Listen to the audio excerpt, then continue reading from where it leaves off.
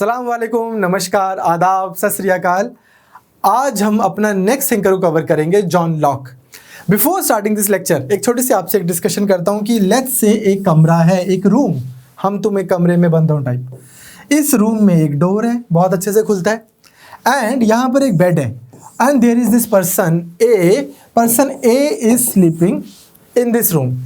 Person A इस कमरे में इस फीलिंग के साथ में, इस कॉन्फिडेंस के साथ में सो रहा है कि यार जब मेरा मन करेगा मैं यहाँ से उठूंगा, इस डोर को ओपन करूंगा और मैं बाहर चला जाऊंगा।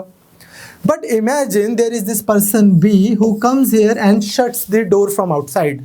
उन्होंने बाहर से इस कमरे को बंद कर दिया है, लेकिन पर्सन ए तो अभी भी इस फीलिंग के साथ में ही सो रहा है कि मेरे पास में है आज़ादी, मैं खड़ा होऊंगा, जाऊंगा, डोर खोलूंगा एंड टडा बाहर चला जाऊंगा। पर्सन ए के पास रूम से बाहर जाने की आज़ादी है या नहीं, ये तो उन्हें तब पता लगेगा जिस दिन वो अपनी इस आज़ादी को एक्सरसाइज करने जाएंगे, अपनी इस फ्रीडम को एक्सरसाइज करने जाएंगे कि ज़रा मैं डोर खोल के तो देखूं। इंग्लैंड में एक बहुत महान थिंकर हुए हैं जिनका नाम है जॉन लॉक। लिबरलिज्म के फादर बोला जाता है इनको, ठीक। ये बोलते हैं कि कुछ ऐसी ही तस्वीर है आपकी रियल लाइफ आज़ादी की। This is the picture of your life, isn't it? हमें लग रहा है कि हमारे पास आज़ादी है, हमारे पास असल में आज़ादी है भी या नहीं, ये तो हमें तब पता लगेगा जब हम उसको एक्सरसाइज करने की कोशिश करेंगे। हमें लगता है, लेकिन जब हम रियल लाइफ में देखते हैं तो there are so many bondages out there, like bondages, I don't mean in that way. My point is कि state, government, religion, your identities से जो आती है, सोसाइटी से जो आती हैं, so many sources out there जो आपके ऊपर एक परमानेंट प्रेशर बना के रखते हैं। इवन जिन चीज़ों पे आपको लगता है कि जिस चीज़ पे आपके पास आज़ादी है, क्या आपके पास आज़ादी है? फॉर एग्जांपल अगर हम फीमेल्स के पर्सपेक्टिव से बोलें, एक लड़की के पास तो इतनी भी आज़ादी नहीं है कि उसको चलना कैसे है। छोटी सी लड़की 10 साल, 11 साल, 12 साल, 13 साल, 14, 15, 16 ऐसे बड़ी होती है, और उसका गेट कैसा हो, चलना क्या है, एक act of putting your one step forward and another step forward. इसमें भी उसको चेक किया जाता है कि तुम्हें चलना नहीं आता, ऐसे चलते हैं, ऐसे उठते हैं, ऐसे बोलते हैं।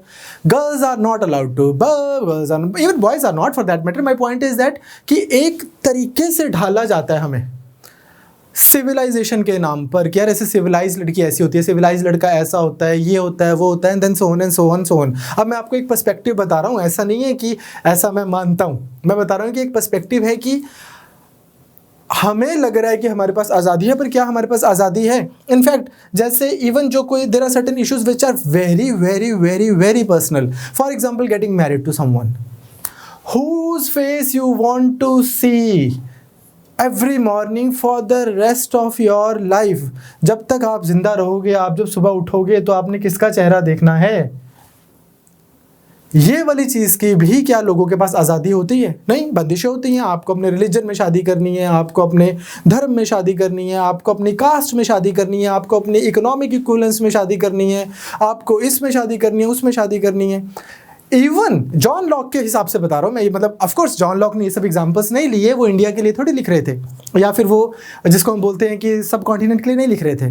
बट मैं आपको सिर्फ समझाना चाह रहा हूँ कि क्योंकि आज हम जॉन लॉक स्टार्ट करेंगे तो यहाँ से एक आइडिया मैं आपके पास थ्रो करना चाहता हूँ, विच इज़ फ्रीडम।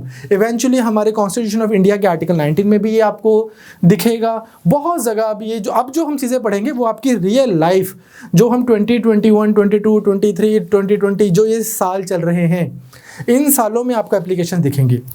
तो coming back to this example कि इवन आपको for the rest of your life आपको किसका चेहरा देखना है, ये भी आपके पास आज़ादी नहीं है। जॉन लॉक के पर्सपेक्टिव से देखें तो चाहे आपको लग रहा है आपके पास आज़ादी है, आपको बोला जा रहा है कि हम तुम्हें ये सजेस्ट कर रहे हैं, पर बाकी जो तुम्हें ठीक लगता है वो ठीक है, हम तुम्हारे साथ हैं।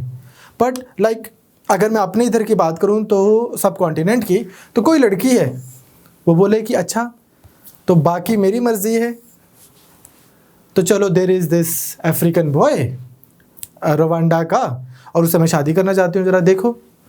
बहुत ज़्यादा चांसेस हैं, 99.9% चांसेस हैं कि आपको बहुत स्ट्रॉन्ग ऑपोजिशन मिलेगा।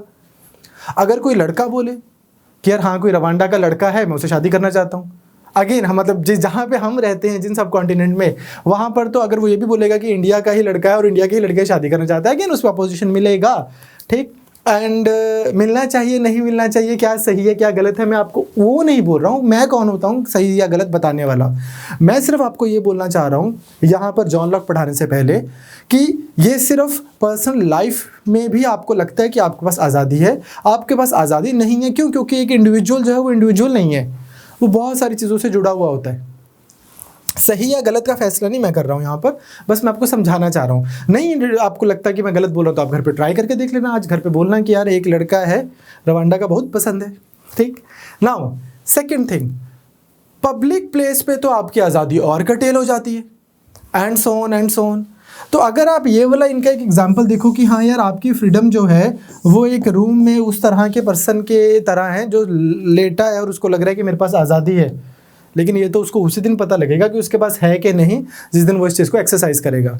ये हमें दिखती है जब कोई थोड़ी सी इतनी सी ऐसी वाली कोई स्पीच दे देता है जिससे कुछ लोग सोसाइटी के ट्रबल हो जाते हैं, बुक बैन हो जाती है। कोई इतनी सी ऐसी सी कोई बात बोल देता है जिससे कुछ लोग विचलित हो जाते हैं, ट्रबल्ड होते हैं, तो वो स्पीच बैन हो जाती है, बुक बैन हो जाती है, पेंटिंग्स बैन हो जाती हैं, किताबें बैन हो जाती हैं, and then so on there is this कई बार ऐसा होता है कि रिलीजन के नाम पे इल्म को, नॉलेज को, ज्ञान को, उसको तो किल ही कर दिया जाता है। तो इस तरह की बहुत सारी चीज़ें हैं। तो अब से जो हम एक इशू जो बस मैंने हल्का सा स्टार्ट किया वो ये है कि लिबरलिज्म की थोड़ी सी हम यहाँ से स्टार्टिंग करेंगे। जॉन लॉक को हम बोलते हैं father of liberalism. Basically in fact अभी हमने थॉमस हॉब्स की भी एक दो चीज़ करनी है, पर आज जो हमारे प्राइमरी थिंकर रहेंगे वो रहेंगे जॉन लॉक। इनका जो टाइमलाइन है ये रफली 1630 से 1704 के आसपास। आपसे कभी भी यूपीएससी पॉलिटिकल साइंस के एग्जाम में पूछेगा नहीं कि ये किस दिन पैदा हुए थे, किस दिन नहीं हुए थे। मोटा मोटा आपको टाइमलाइन पता होनी चाहिए। इसका रीज़न है लास्की, एक इंग्लैंड के अगेन एक और थिंकर हैं जो हम आगे जाकर करेंगे। ही यूज्ड टू से कि हर एक थिंकर जो है ना वो is a product of his time. आप देखो अगर हम इंडिया पाकिस्तान की बात करें, क्या अपना अगर आप इतना सा भी लॉजिक लगाओ, इज़ इट पॉसिबल कि अगर पाकिस्तान की मान लो 22 करोड़ पॉपुलेशन है तो 22 करोड़ के 22 करोड़ लोग इंडिया को हिट करते होंगे? कॉमन सेंस ही नहीं है। एक परिवार में 5 लोग एक जैसे नहीं होते, एक फैमिली में। इज़ इट पॉसिबल कि 140 करोड़ का इंडिया सारा का सारा पाकिस्तान को लेके एक ही बात सोचता होगा, या फिर यहाँ पर सभी लोग बुरे हैं या यहाँ पर सभी लोग बुरे हैं? पॉसिबल है? कॉमन सेंस लगाओ तो बिल्कुल भी पॉसिबल नहीं है, बिल्कुल भी नहीं है।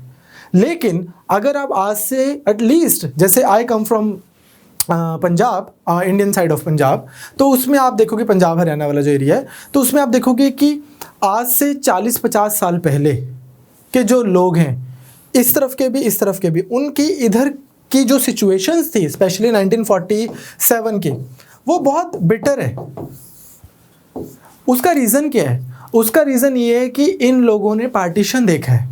जब आप कुछ देख लेते हो, कुछ बुरी चीज़ देख लेते हो, जब आप वायलेंस देख लेते हो, मर्डर्स देख लेते हो, रेप्स देख लेते हो, तो आपकी किसी चीज़ को लेकर, ह्यूमन बींग्स को लेकर इन जनरल कि इंसान कैसा है, ह्यूमन बींग को लेकर, कम्युनिटी को लेकर एंड सो ऑन, कुछ आपकी मेंटल वो डेवलप हो जाती है, परसेप्शन डेवलप हो जाती है। वही अगर इस समय पर ऐसा हुआ होता कि इकट्ठे ईद मन रही है और इकट्ठे वैसाखी मन रही है और कुछ पार्टीशन नहीं हुआ और हाँ बड़े मज़े से रह रहे हैं, तो ह्यूमन बींग को लेके आपकी या इस एरिया की, इस टाइम को लेकर एक डिफरेंट मेंटालिटी सेट होती। So you need to understand one thing, that Laski says that every thinker, हर पर्सन फॉर दैट मैटर, वो प्रोडक्ट है भाई एक स्पेस का, एक टाइम का। The kind of world you see, आप वहीं से नेचर और नर्चर दोनों से आपके व्यूज़ डेवलप होते हैं। हम कर रहे थे लास्ट लेक्चर में थॉमस हॉब्स। हॉब्स के बारे में मैंने आपको एक बात बताई थी कि हॉब्स ने क्या व्यू किया है, प्यूरिटन रेवोल्यूशन। वहाँ पर क्या हो रहा है, लड़ाइयाँ चल रही हैं, royalist anti royalist, Catholic Protestants, monarch के सपोर्ट करने वाले और पार्लियामेंटेरियन। और अगेन मैंने आपको लास्ट क्लास में बताया था कि पार्लियामेंट का मतलब ये नहीं है कि मॉडर्न डे में हम मान के चलते हैं ना कि जमहूरियत, डेमोक्रेसी की सब लोगों के पास में वोटिंग का राइट है और जो पार्लियामेंटेरियन है वो तो आम लोगों के नुमाइंदे हैं, आम लोगों के रिप्रेजेंटेटिव्स हैं। Nothing like that. पुराने टाइम में पार्लियामेंट का मतलब होता था अरिस्टोक्रेसी। ये जो है ना पैशनेट डेमोक्रेसी, कि एक पर्सन उसको कुछ भी नहीं आता लेकिन उसको वोट डालने का राइट है। हर एक इंडिविजुअल के पास में वोटिंग राइट है। ये तो बहुत नया कॉन्सेप्ट है। तो यू नीड टू रियलाइज कि इस तरह से Thomas Hobbes is witnessing a very violent, very gruesome Europe. तो उनके उस हिसाब से उन्होंने अपने पॉइंट्स दिए थे, जिसको हम एक बार रिवाइज करते हैं क्विकली। सबसे पहले उनका ह्यूमन नेचर के बारे में आपको याद है। ही यूज्ड टू से व्हाट, ह्यूमन नेचर कैसी है। पहला, ह्यूमन इज एन इंडिविजुअलिस्ट। एक पर्सन, व्यक्ति, इंडिविजुअल, वो अपना सोचता है। क्यों ऐसा करता है वो बोलते हैं कि यार इसमें मैं कोई वैल्यू जजमेंट नहीं पास कर रहा, मैं कोई ऐसा नहीं बोल रहा कि ये देखो ऐसा जीना भी क्या जीना है, कि किसी और की मुस्कुराहटों पे तो ये निसार नहीं हो रहा है, अपने लिए सोच रहा है। ये बोल रहे हैं कि मैं वैल्यू जजमेंट नहीं पास कर रहा हूँ। Nature is designed in such a way that some physiochemical elements they move, उससे उसके अंदर से वो ऐसे होता है, फिर ऐसे होता है और ऐसे होता है और ऐसे होता है। Nature has designed us in such a वे कि जब कोई पर्सन बोल भी रहा है या जब हमें लग भी रहा है कि that person is acting in an altruistic manner, कि यार मेरे पास ये 50 करोड़ रुपए थे और ये देखो मैंने लोगों में दान कर दिए, ये भी मैंने इसलिए किए क्योंकि मुझे इससे खुशी मिल रही है। अगर मैं ये भी बोल दूं यार ना मुझे खुशी मिल रही ना मुझे दुख मिल रहा, बस मेरा मन कर रहा है, तो भी किसका मन कर रहा है, मेरा मन कर रहा है। इंडिविजुअल जो है वो ये बोलते हैं कि मतलब पर्सन जो है, ह्यूमन बीइंग इंडिविजुअलिस्टिक है। दूसरा क्या है, यूटिलिटेरियन जिसको हिंदी में बोलते हैं उपयोगितावाद, यूटिलिटेरियनिज्म, कि वो हर चीज़ में इंडिविजुअल को अपना प्लेजर मैक्सिमाइज करना है खुद का, तो वो चीज़ों में यूटिलिटी देखता है। अब क्यों आपको लगता है कि यार मैं आईफोन 13 ले लूँ, आईफोन 14 ले लूँ, उसमें शायद मुझे ज़्यादा यूटिलिटी, ज़्यादा प्लेजर मिल जाएगा, मैं ये कर लूँ, मैं वो ले लूँ, मैं इधर चला जाऊँ, मैं उधर घूम लूँ, ये कर लूँ, वो कर लूँ, इधर बन जाऊँ, ये ऐसा हो जाए वैसा हो जाए। जितनी भी आपकी लाइफ की दौड़ है ये किस चीज़ को सीख करने की है, प्लेजर। अब आपको फिर रियलाइज़ होता है यार जब तक CSS क्रैक नहीं किया, सिविल सर्विसेज की जो एग्ज़ाम्स है वो नहीं क्रैक किए, तब तक तो प्लेजर ही नहीं आएगा। तो फिर पावर स्ट्रगल स्टार्ट हो जाता है और सब फिर आपस में प्रिपरेशन करनी शुरू कर देते हैं। वैसे ही हर एक फील्ड में ऐसा है। एक प्रॉपर्टी है, एक क्लासिक इकोनॉमिक्स की जो प्रॉब्लम है कि रिसोर्सेज लिमिटेड, डिज़ायर्स अनलिमिटेड, सो अब पावर स्ट्रगल स्टार्ट। तो यूटिलिटेरियनिज्म है, इंडिविजुअलिज्म है, और उससे आपको प्लेजर मैक्सिमाइज करना है, उसके लिए पावर स्ट्रगल स्टार्ट हो जाता है। और ये पावर स्ट्रगल कब खत्म होता है, डेथ के साथ। अगेन मैंने आपको लास्ट क्लास में बताया था कि यहाँ पर ये कुछ स्पिरिचुअल हिंदुज़म वाला कोई आइडिया नहीं दे रहे हैं कि देखो ये तो सब मरने के बाद सब यहीं रह जाना है और सब ऐसा मोह माया है। नहीं, डेथ सिंबलाइज करती है कि अब जो आपके पार्टिकल्स है वो मूव होने बंद हो जाते हैं, तो उससे आपके थॉट्स नहीं बनते तो एक्शंस नहीं बनते, बात खत्म। वहाँ पर भी ये कोई बहुत बड़ी वैल्यू जजमेंट नहीं पास कर रहे। तो ये बोलते हैं कि अब पावर स्ट्रगल है, पावर स्ट्रगल की वजह से एक पर्सन ये तो देख पाता है कि उसके दिमाग में क्या चल रहा है, लेकिन सामने वाले को देखकर वो फियरफुल फील करता है। उसको लगता है कि other person must also be thinking along the similar lines, and hence उसको होगा कि वो अपने आप को मैक्सिमाइज करे। जब वो अपने आप को मैक्सिमाइज करेगा तो या तो मेरी प्रॉपर्टी लेगा या मेरी लाइफ लेगा। And then there is this situation of insecurity all around. In this situation of insecurity, everybody is living a very life full of fear, and hence in this state of nature, in the pre-state society, जब कोई association नहीं है, कोई grouping नहीं बनी, कोई संस्था नहीं बनी, कोई सरकार नहीं बनी, और हम वैसे रह रहे हैं जैसे आज अगर मैं मध्य प्रदेश के या शेषचलाम के या कहीं भी जंगलों में चला जाऊं, बिल्कुल डीप वाइल्ड में, तो जैसे जानवर रह रहे हैं, जब इंसान वैसा रह रहा होगा। अगेन ये कोई हिस्टोरिकल या एंथ्रोपोलॉजिकल सिचुएशन नहीं है, एक एक्सपेरिमेंट है, सोच की बात है। ऐसा नहीं है कि इन्होंने ट्रेस किया कि देखो 10,000 BC में ऐसा था, हमने वो रिमेन्स ढूंढ के बता रहे हैं, ऐसा नहीं है।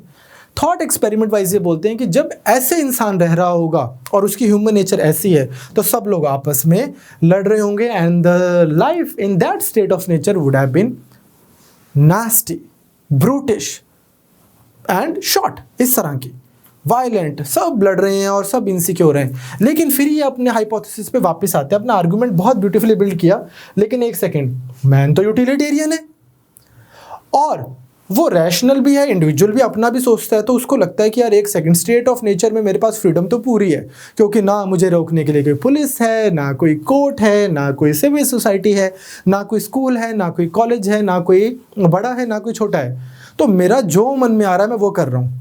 तो फ्रीडम तो मेरे पास पूरी है, लेकिन ये फ्रीडम का मैं करूं भी क्या जो 2 मिनट के लिए लास्ट करेगी।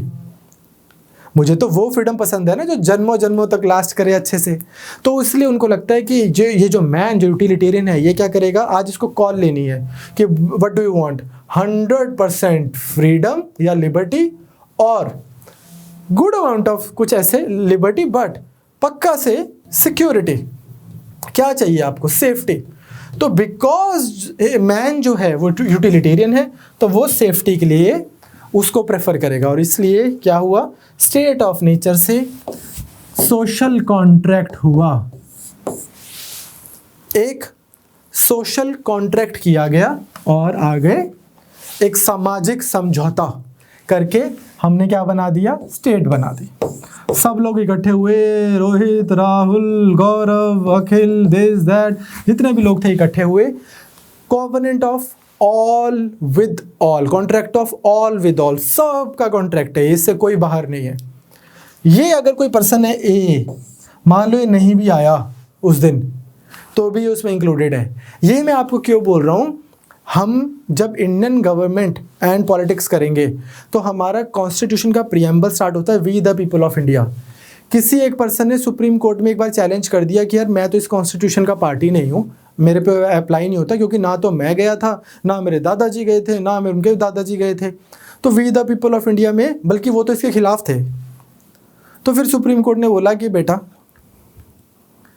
ये सुप्रीम कोर्ट बनाई है, तुम लोगों के मज़े लेने के लिए कोई इंस्टीट्यूट नहीं बनाया हुआ ना कि आज चल थोड़े चस्के लेके आते हैं, सब इंक्लूडेड है। मैं आपको डिटेल में बताऊंगा वो सारा कुछ, but the point is this कि सब इसके अंदर इंक्लूडेड है, contract of all with all. और किया क्या है, इसके ऊपर एक एब्सोल्यूट मतलब ओमनीपोटेंट, ओमनिसिएंट, ओमनीप्रेजेंट, ऐसी सी एक सर्वशक्तिशाली, सर्व विद्यमान, इस तरह की एक बॉडी बना दी जिसको उसने बोला एब्सोल्यूट सॉवरेन हमने बना दिया, जिसका नाम दिया उन्होंने लेवाइथन। क्लियर। अब ये बॉडी हमने क्यों बनाई है, क्योंकि हम यूटिलिटेरियन है। हमें लगता है कि यार हमें एक ऐसा अपने ऊपर एक पुलिस वाला बंदूक देके पकड़ा देना चाहिए ताकि हम अच्छे से रहें, दूसरे के साथ सिक्योरिटी रहे। हम ही ने बनाई है अपने लिए। अब आपको दोनों पर्सपेक्टिव से चीज़ को समझना है, इस चीज़ को। अब आप देखो कि अगर तो मैं मॉडर्न डे में इसको डिफेंड करने के पर्सपेक्टिव से देखूं तो मैं बोलूँगा कि यार कितनी ही सही चीज़ कर गया ये पर्सन। कहाँ तो इससे पहले ये बोला जा रहा था कि ये जो स्टेट है ये कहाँ से आई है, गॉड और फिर एडम ईव, और वहाँ से करते करते करते डिवाइन ओरिजिन की बात हो रही थी, जिस पे मैं आज बात करूँगा कि अब जो कोई चीज़ डिवाइन है उसको तो आपको मानना ही पड़ रहा है। आप उसको क्वेश्चन कर रहे हो तो आपके ऊपर ब्लास्फेमी बोलकर आपको सूली पे लटका दिया जाता है, आप क्वेश्चन ही नहीं कर सकते। लेकिन जब मैं किसी चीज़ को, किसी भी चीज़ को जब मैं रिलीजन से निकाल कर बोल दूँ ये मैन मेड है, ये आर्टिफिशियल है, तो क्या होगा, ऑल ऑफ अ सडन आपकी सैंक्टिटी जो है उस चीज़ को लेकर थोड़ी कम हो जाएगी। ऐसा होना ही होना है। ऑल ऑफ अ सडन आपको उस चीज़ को लेकर आपको लगेगा कि अच्छा ये मैन मेड है, किसने बनाई है। फिर जब आपको पता लगे आप ही ने बनाई है, आपको लगेगा अच्छा तो इसका मतलब ये मेरा प्रोडक्ट है, मेरा बाय प्रोडक्ट है। हाँ भैया ये आपका बाय प्रोडक्ट है। तो मुझे तो आज तक लग रहा था कि भगवान ने, अल्लाह ने, ईश्वर ने, गॉड ने, उन्होंने ये वो बनाई हैं, स्टेट्स बनाई हैं, और इसलिए मैं हमेशा से यूँ झुका रहता था पाइबोस।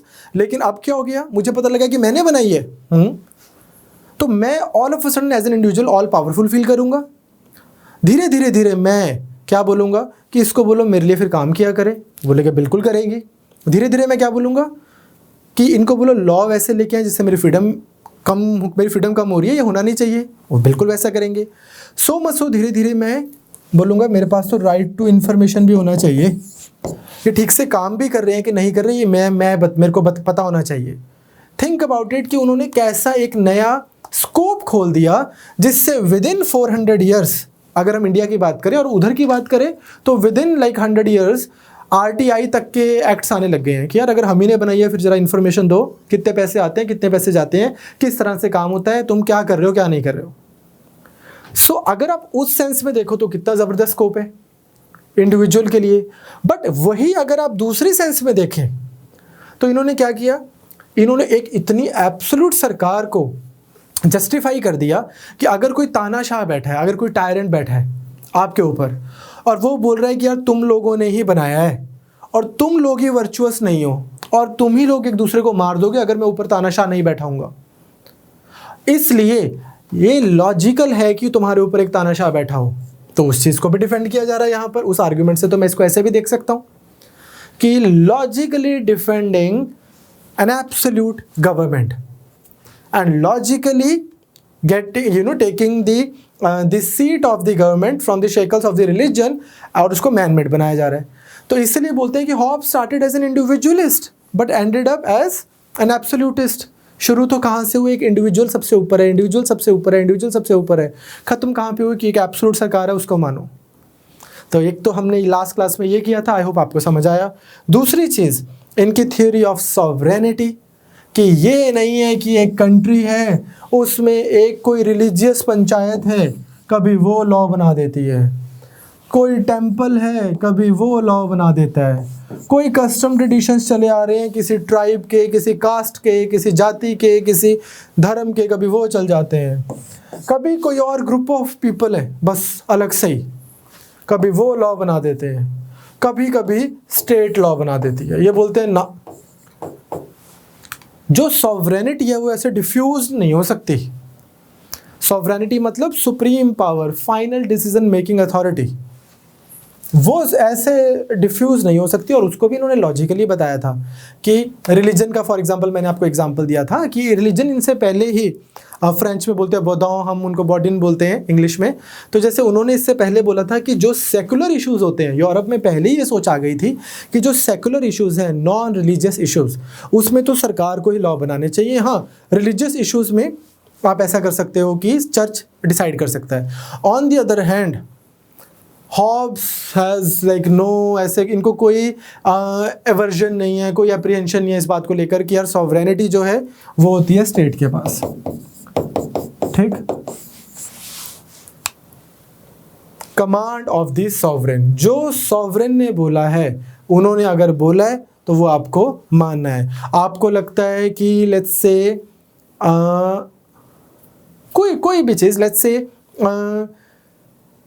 कोई यात्रा निकलनी है, कोई सड़कों के ऊपर, जैसे मुहर्रम पे आपने देखा होगा कि आई थिंक शिया मुस्लिम्स जो होते हैं मुहर्रम पे, वो पूरी गलियों में ऐसे वो उनका वो निकलता है। सिमिलरली जब कई बार ये जन्माष्टमी होती है तो हिंदुओं का निकलता है, सिख में भी ये कल्चर है, एंड देन सो ऑन। कल को अगर मान लो कोविड है या कोई भी सिचुएशन है और इसके ऊपर बैन लगाना है, बैन वो कौन लगाएगा? स्टेट लगाएगी कि यार ये अलाउड नहीं है, सरकार लगाएगी। हाँ, ये हो सकता है कि मंदिर, मस्जिद, गुरुद्वारे खुद वॉलंटरीली बोलते हैं कि यार हम खुद इस चीज़ को समझते हुए कि यार अगर एक साल हम सड़क पे नहीं रैली निकालेंगे तो कोई फ़र्क नहीं पड़ जाएगा, हम अपने अपने घरों में ही अच्छे से प्रे कर लें। वो खुद कर सकते हैं ऐसा, लेकिन वो किसी दूसरे को नहीं बोल सकते। अगर आए, मान लो कि मैं हिंदू धर्म में मानता हूँ और मुझे लगता है कि बहुत कोविड चल रहा है और इस बार कृष्ण भगवान के बर्थडे वाले दिन किसी को सड़क पे नहीं आना चाहिए, मैं अपने ऊपर ही ये चीज़ कर सकता हूँ इंश्योर, मैं बाकी सबको नहीं बोल सकता क्योंकि मैं सॉवरेन नहीं हूँ। मैं अपील कर सकता हूँ, मैं फेसबुक पे लिख सकता हूँ लंबी लंबी पोस्ट में, सब कुछ कर सकता हूँ, पर मैं ये नहीं बोल सकता कि मैंने बोल दिया फाइनल, चाहे मैं किसी मंदिर में बहुत बड़ा पुजारी भी हूँ। लीगली स्पीकिंग तो स्टेट ही बताएगी थॉमस हॉब्स के हिसाब से। सॉवरेन है यार वो, आप थोड़ी सॉवरेन हो। क्लियर? तो इस तरह से बहुत मोनेस्टिक आइडिया है कि यार एक जगह, सिंपल एक जगह पर है इनका सॉवरेनिटी लाई करती है। उसके बाद एक स्टूडेंट ने बोला भी था कि थोड़ा लिबर्टी के ऊपर और रोशनी डाली जाए। तो रोशनी से ही हम देखते हैं अंधेरा क्या होता है। अंधेरा कोई शय नहीं है, कोई चीज़ नहीं है जो आपके सामने आ जाती है।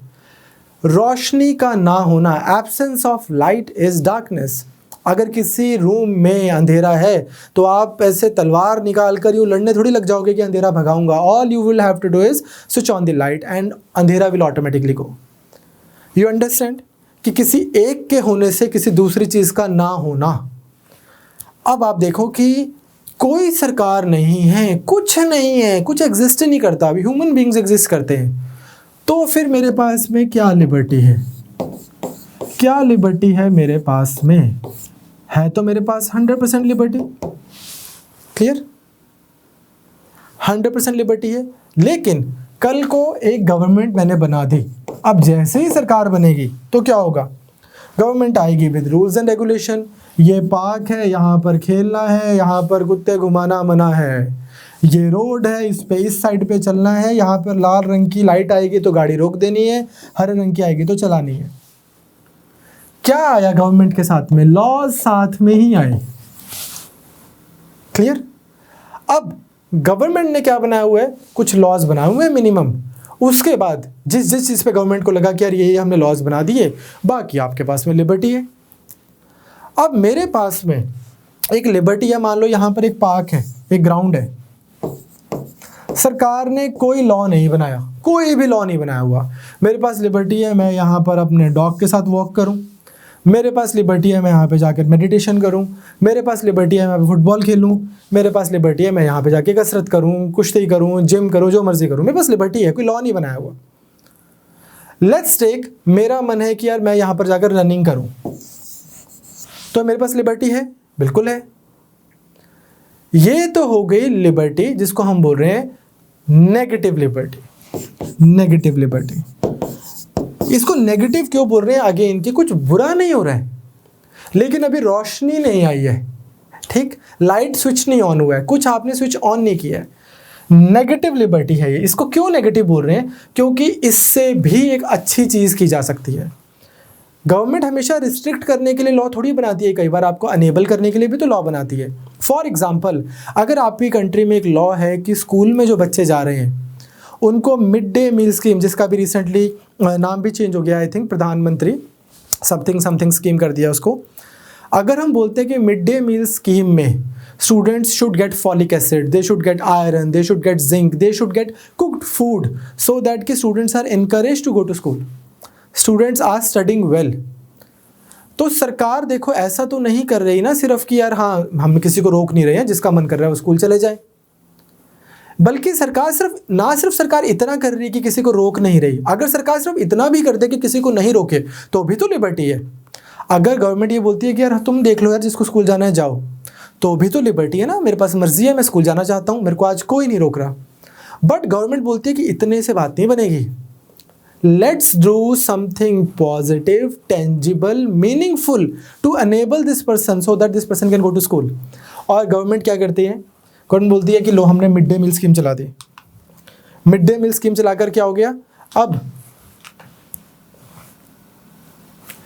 हमने, गवर्नमेंट क्या करती है, हमने मिड डे मील स्कीम चला दी। अब क्या है कि not only I have the liberty to go to school, but I am being encouraged because मेरी कैपेसिटी बिल्डिंग कर दी है। पहले मेरे घर वाले मुझे स्कूल नहीं भेज रहे थे कि फिर खाना कहाँ से खाएगा, लेकिन अब वो मैं बोल सकता हूँ कि स्कूल में ही मिल रहा है। When government does something positive, meaningful, ठीक, टेंजिबल, सो दैट कि आप अपनी लिबर्टी जो है उसको बेटर एक्सरसाइज कर सको, उसको हमने बोला पॉजिटिव लिबर्टी। अब आप खुद से दिमाग लगाएं। एक जो थॉमस हॉब्स की हम बात कर रहे हैं, जो बोल रहे हैं कि यार सुनो भाई ये सब करना होता है, बस एब्सोल्यूट सरकार है, तो तुम्हारे हिसाब से वो किस चीज़ की लिबर्टी की बात कर रहा होगा? वो पॉजिटिव लिबर्टी की बात करेगा, सवाल ही नहीं पैदा होता। उनको ये सब नहीं है कि सरकार आप लोगों के लिए बनी है, आइए जी हम रेड कारपेट बिछाते हैं और आप लोग चलिए। उनको है कि सरकार ने लॉ नहीं बनाया, वहाँ पर तुम्हारे पास लिबर्टी है, अगर सरकार ने लॉ बना दिया चुपचाप मानना है। तो नेगेटिव लिबर्टी की बात हो रही है। पॉजिटिव लिबर्टी तो बहुत रीसेंट कॉन्सेप्ट है, अभी पिछले 80-100 सालों से तो हुआ है ऐसा कि आप वेलफेयर स्टेट एक्सपेक्ट करते हो, सरकार should be doing something for you. Clear? For example, इसका मैं आपको एक और बेटर एग्जाम्पल बता देता हूँ। लेट्स टेक हमारे पार्लियामेंट में कोई भी जो खातून है, वुमेन है, लेडीज़ हैं, वो भी तो इलेक्शन लड़के कंटेस्ट करके जा सकते हैं इधर। But we all know that India में पेट्रियार्की है बहुत स्ट्रॉन्ग। विमेन को, लेट अलोन विमेन को, एक मेल को, मेल पर्सन को चुनाव लड़ना, इलेक्शन कंटेस्ट करना कितना मुश्किल है, और विमेन के लिए तो और इतना डिफिकल्ट हो जाता है। And men can never even estimate women के क्या challenges होते होंगे। उसका मैं आपको एग्जांपल बताता हूँ। हम क्यों नहीं समझ पाएंगे? क्योंकि हम उस तरह से, हमारे अंदर वो एम्पैथी आएगी नहीं, मैक्सिमम हम सिंपैथाइज कर सकते हैं। लेट्स टेक, मेरे कोई कहीं पे कुछ काम है, मेरी कोई जॉब है, ट्रैवलिंग जॉब है, और उसमें मुझे 200 किलोमीटर्स जाना है, या मैंने इलेक्शंस राजनीति शुरू कर दिया और मुझे 200 किलोमीटर दूर जाना है कहीं पर। During my journey I need to take a leak. मुझे क्या करना है? हम देखते हैं हर दीवार के कॉर्नर पे एक भारतीय हल्का हो रहा होता है, but can women do that? No. So the very basic thing, भाई वो सब नहीं कर सकते। हमारी कंट्री में ऐसा तो है नहीं कि हर 500 मीटर पे या हर 2 किलोमीटर के ऊपर एक वुमेन फ्रेंडली वॉशरूम्स बने हुए हैं। तो you can mock Modi all you want कि यार ये क्या मुद्दे हैं, मतलब ऑफ कोर्स ये मैं बोल रहा हूँ कि अब इससे आपने ये नहीं मान लेना कि मेरे को उनकी सारी पॉलिसीज पसंद है, पर मैं बोल रहा हूँ कि यार जिसको भी लगता है कि इस कंट्री में वॉशरूम मुद्दा नहीं है, वो किसी औरत से पूछे ना। उसने तो देखा ही नहीं किसी लेडीज़ को कि लेडीज़ के यूट्रस में दिक्कतें हो जाती हैं क्योंकि 5-5, 6-6 घंटे जो लड़कियां काम कर रही हैं, लेडीज़ बाहर काम कर रही हैं, कोई एक घर में जाके कुछ बेच रही है, कोई कुछ कर रहा है, कोई कुछ कर रहा है, because they don't have a place to go. So point is कि एक मेल, एक आदमी क्या समझेगा उसकी situation. Coming back to the parliament again, अब अदरवाइज इन थ्योरी तो एक नेगेटिव लिबर्टी का मतलब क्या है कि सर क्या वुमेन पार्लियामेंट में जा सकती हैं? बिल्कुल जा सकती हैं। बट अगर हम एक चीज़ कर दे, सरकार लॉ ले आए कि हर एक पॉलिटिकल पार्टी को हर 100 में से 20 सीट्स जो हैं, 30 सीट्स, 35 जितनी भी, उतनी वुमेन को ही देनी है। अब नॉट ओनली, मतलब again reservation is not the only way, again I am telling you, हम बहुत डिटेल में करेंगे, वो तो बस बच्चों ने पूछ लिया तो मैं डाउट क्लियर कर रहा हूँ।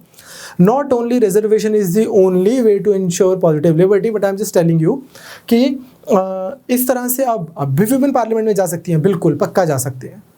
सो व्हेन सरकार is doing something positive meaningful to ensure someone's liberty, तो फिर क्या हो, हम उसको बोल रहे हैं पॉजिटिव लिबर्टी।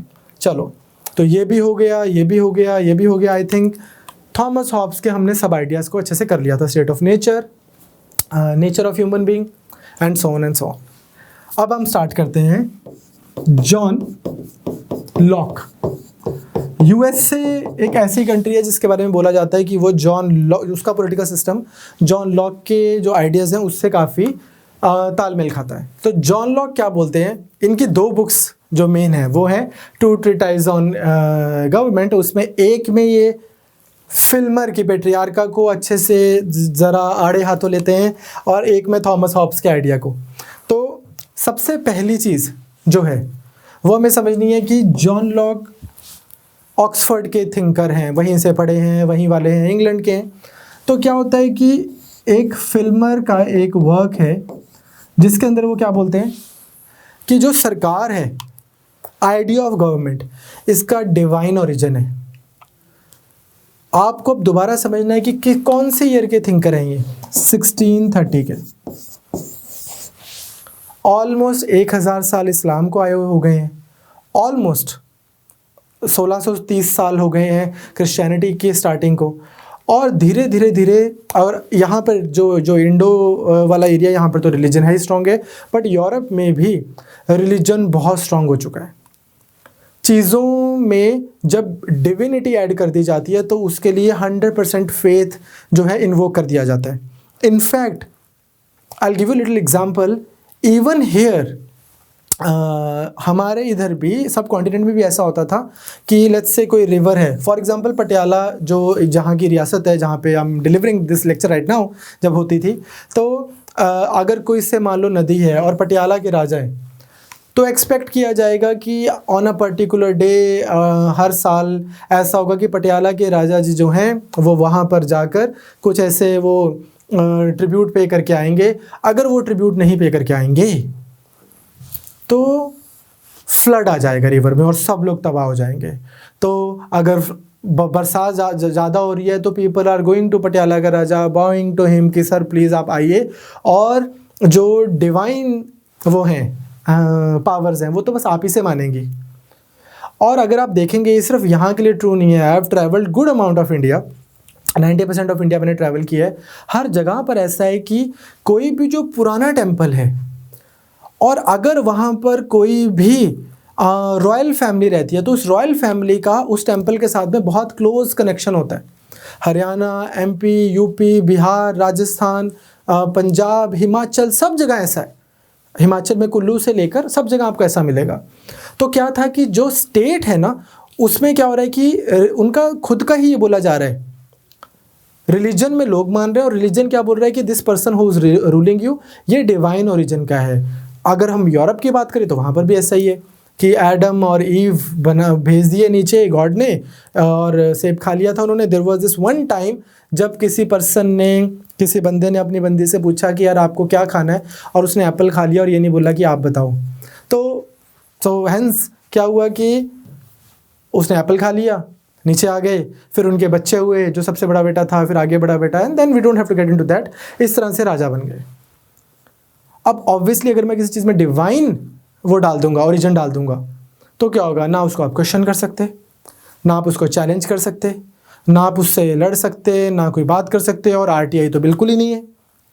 इनफैक्ट अगर हम देखें जो रिलीजियस डॉक्यूमेंट्स होते हैं, कई बार क्या मैक्सिमम टाइम्स उनमें जो चीज़ें लिखी होती हैं, जो चीज़ें बताई गई होती हैं, वही अगर मैं किसी सेकुलर बुक में लिख दूं तो या तो वो आपको उस पर यकीन ही नहीं होगा आपको कि यार ये थोड़ी हो जाएगा, ये थोड़ी पॉसिबल है, ये थोड़ी पॉसिबल है।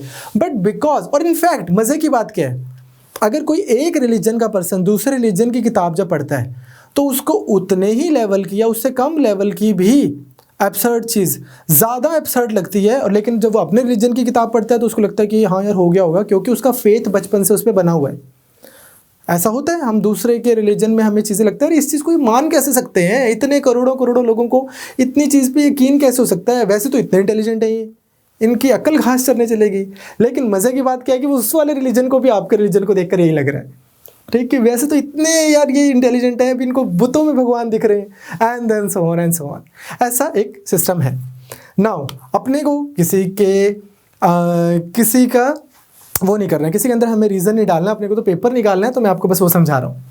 अब होता क्या है कि जॉन लॉक जो है इस चीज़ को क्वेश्चन करते हैं कि यार अब ऐसा तो नहीं है। लेकिन जॉन लॉक जो है ये उस टाइम के थिंकर हैं जिन्होंने ग्लोरियस रेवोल्यूशन देखा है। इंग्लैंड की भी, अब मेरे ना स्कोप के बियॉन्ड है, भरत सर आपको जो वर्ल्ड हिस्ट्री करवाएंगे तो काफ़ी डिटेल में आपको बताएंगे।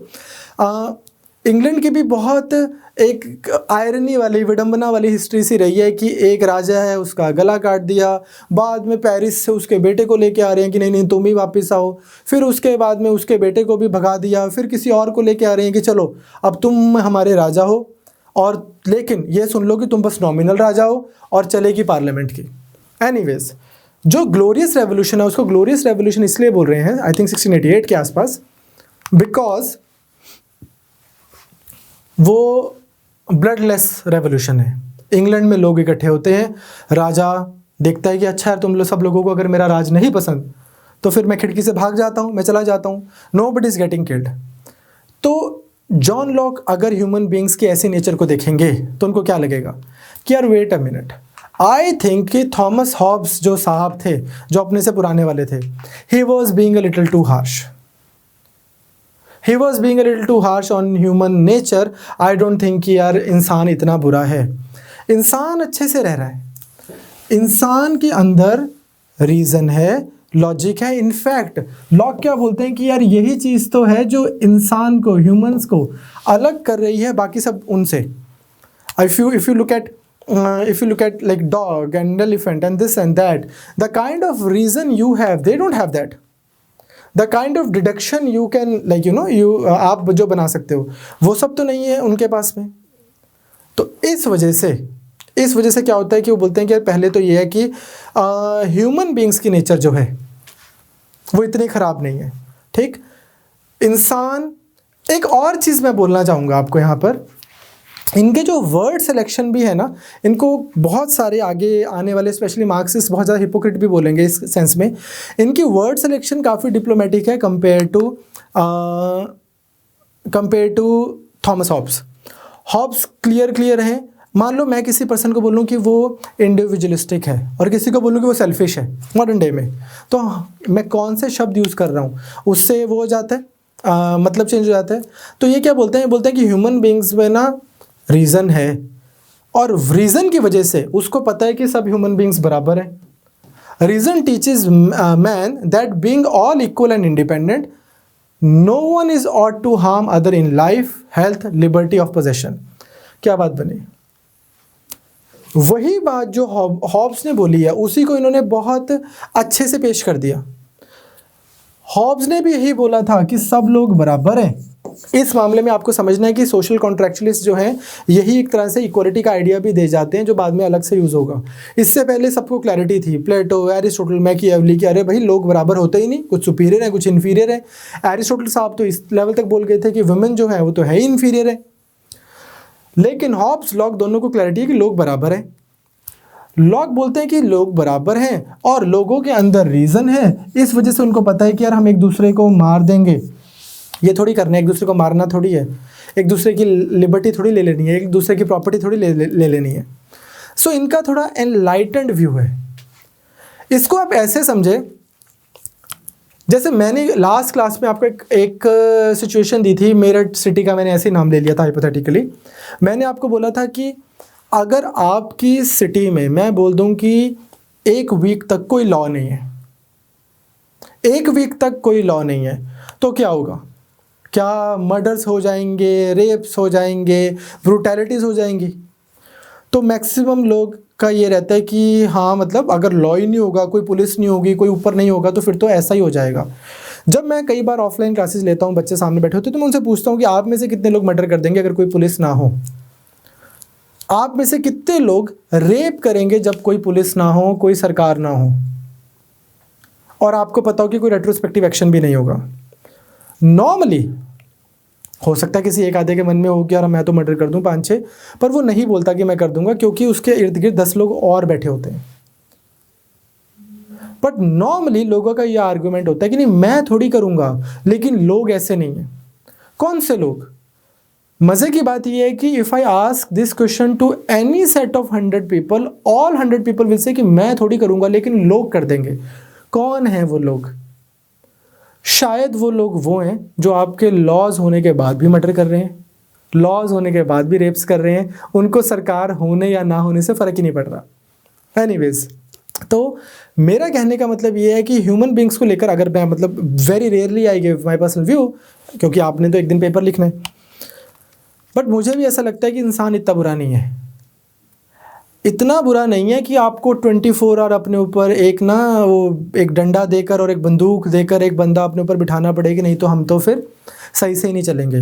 But the point is this कि एक अजीब सा एक हमें एक दूसरे को लेकर, अगेन मैं ये नहीं बोल रहा हूँ कि स्टेट की ज़रूरत नहीं है, मेरा सिर्फ ये मानना है कि ह्यूमन बीइंग टाइम के हिसाब से रिएक्ट कर देते हैं। अच्छे लोग बुरा एक्ट कर देते हैं, बुरे लोग अच्छा एक्ट कर देते हैं, लेकिन सब कुछ साथ साथ चलता है। हैविंग सेड दैट, मान लीजिए आप सड़क से चल रहे हैं या कहीं आपको स्विमिंग आती है और आप पानी के आसपास हैं और कोई आपको बुजुर्ग, कोई बच्चा, कोई गिरा दिख जाए, कोई किसी को चोट लग रही हो, कोई डूब रहा हो, तो आप क्या बोलोगे कि यार मुझे क्या पड़ी है, स्टेट बनाई तो थी, वो अपने आप देखेगी। अंदर से आपके एक इंस्टिंक्ट आती है कि यार I should go and help this person, I should go and help this uncle जी, आंटी जी, दीदी जी, भैया जी, and then so on. Why? कुछ तो है आपके अंदर ऐसा अच्छा, ठीक? तो वो क्या है? वो रीज़न है, वो एम्पैथी है, कंपैशन है, एंड सो ऑन। तो जॉन लॉक का भी जो ह्यूमन बींग्स को लेकर ओपिनियन है वो उतना सिनिकल नहीं है, उतना नेगेटिव नहीं है। इनफैक्ट इनका तो नेगेटिव है ही नहीं है।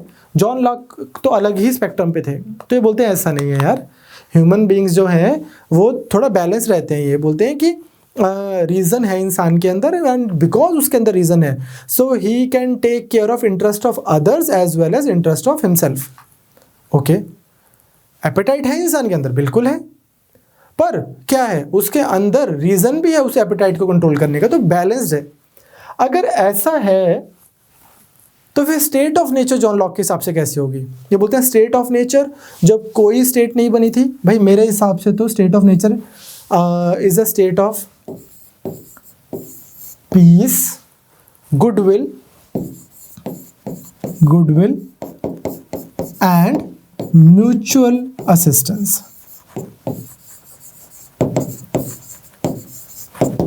Piece, goodwill and mutual assistance. तो थॉमस हॉब्स के हिसाब से तो बहुत नास्टी, ब्रूटिश वैसे वाली थी, इनके हिसाब से peace, goodwill and mutual assistance की है। तो फिर इनसे पूछेंगे कि अच्छा अगर ऐसा है तो फिर हमने स्टेट बनानी क्यों है? फिर तो सब बढ़िया चल रहा था। फिर इस स्टेट ऑफ नेचर जहाँ पर आपके पास 100% लिबर्टी भी है, लोग एक दूसरे को हेल्प भी कर रहे हैं, फिर हमें why to make state in first place? वहाँ पर ये फिर एक कॉन्सेप्ट देते हैं नेचुरल राइट का और प्रॉपर्टी का, और इसलिए सारे मार्क्सिस्ट आगे आगे इनको गालियाँ निकालेंगे। ये बहुत कुछ खतरनाक चीज़ें बोल के जाएंगे और ऐसा बोलते हैं कि जो मॉडर्न डे में प्राइवेट सेक्टर की फ़िलॉसफी है लिबरलिज्म वाली, उनके इनको फादर बोलते हैं। ये बोलते हैं कि देखो कुछ राइट्स हैं जो इनएलिएनेबल हैं, और वो क्या है? Natural rights. यही नेचुरल राइट्स हैं जो आज मॉडर्न डे में आपके ह्यूमन राइट्स की फाउंडेशन बनेंगे। ये बोलते हैं कि नेचुरल राइट्स होते हैं, एक कॉन्सेप्ट देते हैं, मतलब not like he introduces it, he talks about it. ये वो राइट हैं जो ह्यूमन बीइंग के पास हैं by virtue of that person being a human being. ये आपके पास राइट है, किसी डॉग के पास नहीं है, एलिफेंट के पास नहीं है, वाइल्ड में जो आपके पास इतने सारे फ्लोरा फौना है शायद उनके पास नहीं है, आप ही के पास है। उसमें ज़रा सुनो इसको, आपको कोई ये बताएगा नहीं इस तरह से। मैं आपको बता रहा हूँ कि ये बोलते हैं कि इंसान जो है, मतलब मैं क्यों बता रहा हूँ कि मैं थोड़ा सा फिलॉसफी भी बता देता हूँ, इस मेरा पॉइंट है, मेरा कोई पेटेंट नहीं है। ये बोलते हैं कि इंसान ना अकेला नहीं पैदा होता, ट्विन्स पैदा होते हैं। एक तो छोटू सा बच्चा पैदा हो गया, ठीक, मान लो मैं अपनी बात करूं तो एक तो चेतन शर्मा पैदा हो गए जी चंडीगढ़ में, चलो 2-3 किलो के। एक आइडिया कॉल्ड चेतन भी तो पैदा हुआ इसके साथ में, एक मंतक, एक फॉर्म, एक शेप भी तो पैदा हुई, आइडिया चेतन। अब क्या हुआ, मेरे पास में अभी जब मैं पैदा हुआ हूं तो ही मेरे पास में राइट है। उस राइट को क्या बोल रहे हैं, ये राइट मुझे किसने दिया? ये मेरे ह्यूमन होने ने दिया, नेचुरल राइट है मेरा। वो राइट क्या है? इनएलिएनेबल है, ना उसको कोई सरकार ले सकती, ना उसको कोई रिलीजन ले सकता, ना उसको कोई और ह्यूमन बीइंग ले सकता।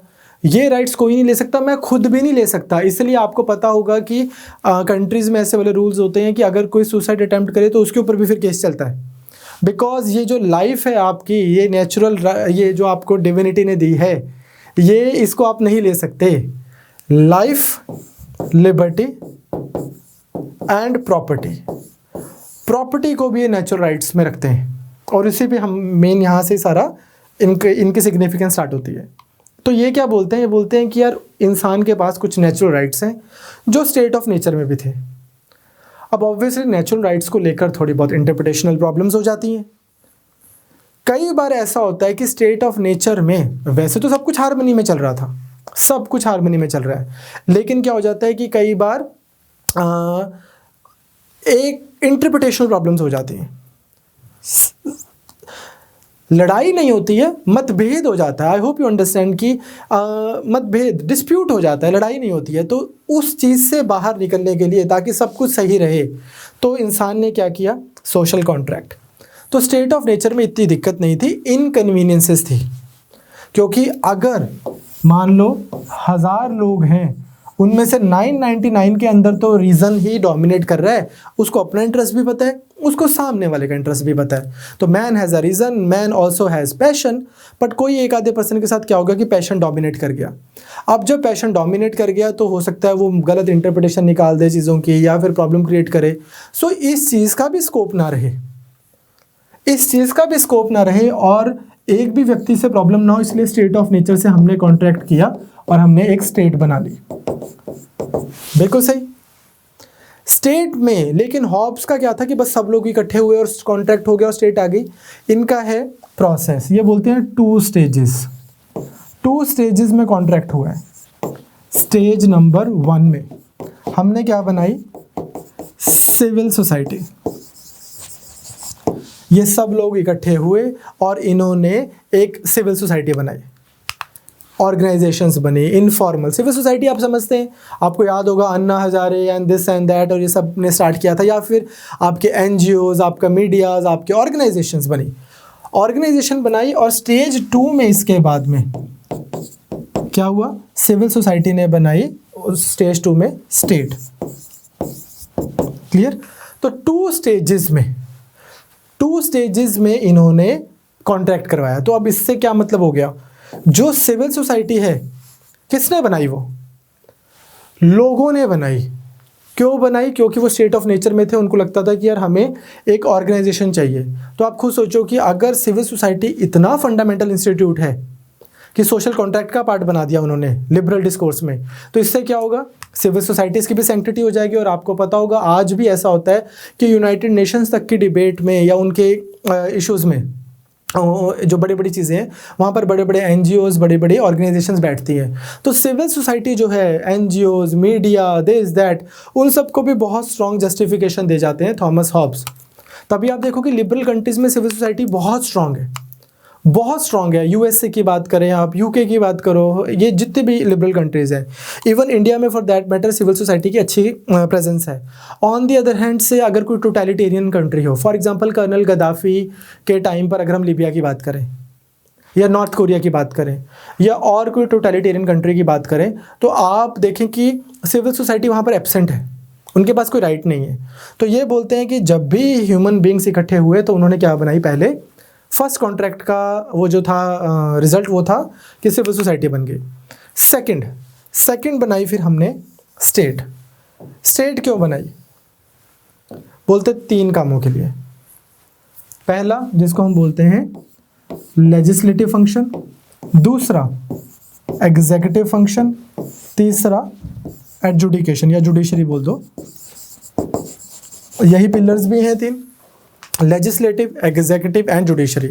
तो ये बोलते हैं कि ये 3 फंक्शंस के लिए कि जब हम नेचर में थे तो हमें रूल्स एंड रेगुलेशन की बिल्कुल क्लैरिटी हो, कुछ कोडिफिकेशन हो जाए नेचुरल राइट्स की जो मेरे पास में थे, नेचुरल लॉज की जो मेरे पास में थे, किसी सरकार ने नहीं मुझे गिफ्ट किए, वो थे मेरे पास बिकॉज मैं ह्यूमन बीइंग हूँ, उस वजह से कुछ ऐसे लॉज, कुछ ऐसे राइट्स, लेकिन उनकी एक सिस्टमैटिक अच्छी सी कोडिफिकेशन हो जाए और सिस्टम और अच्छे से चले, इसके लिए लेजिस्लेटिव फंक्शन है।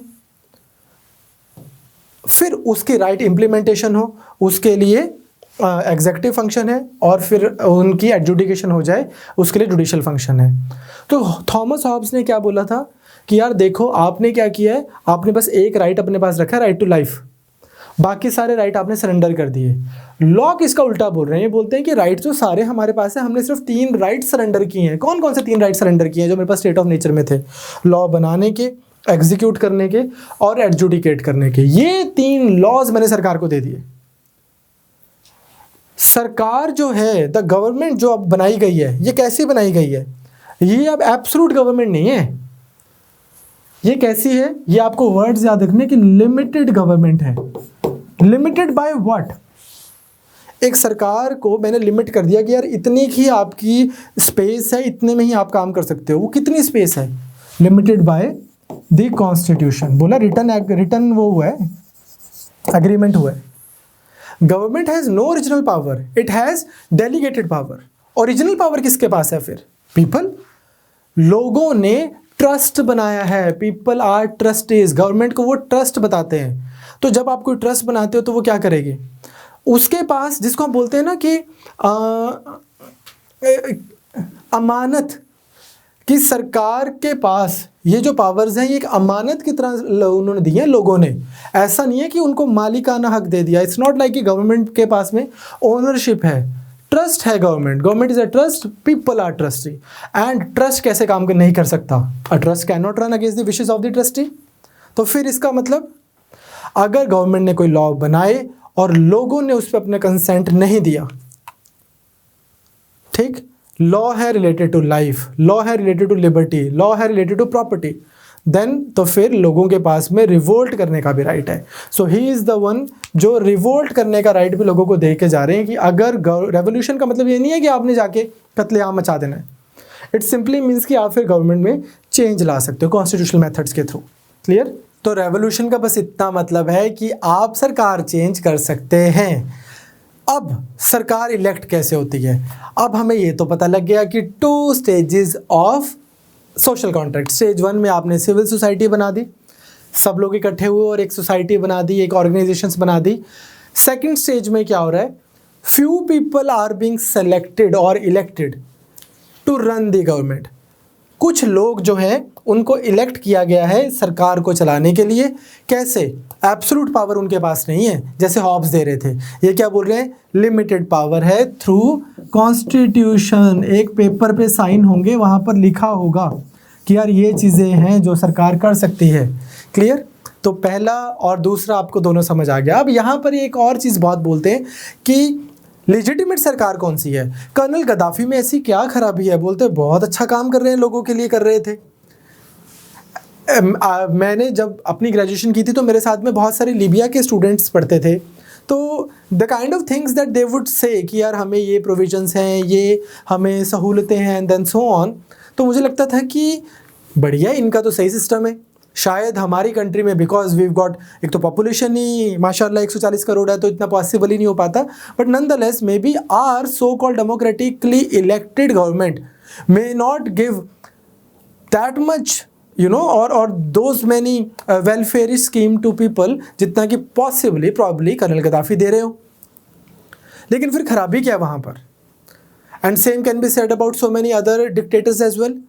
खराबी ये है कि अकॉर्डिंग टू जॉन लॉक वो कंसेंट से बनी हुई सरकार नहीं है। ठीक, अब यहाँ पे मैं आपको बहुत आप ऐसा तब ऑनलाइन पढ़ रहे हैं, अगर आप ऑफलाइन में होते तो मैं आपको बहुत कंट्रोवर्शियल जोक्स सुना सकता था। लेकिन कंसेंट बहुत इंपॉर्टेंट है।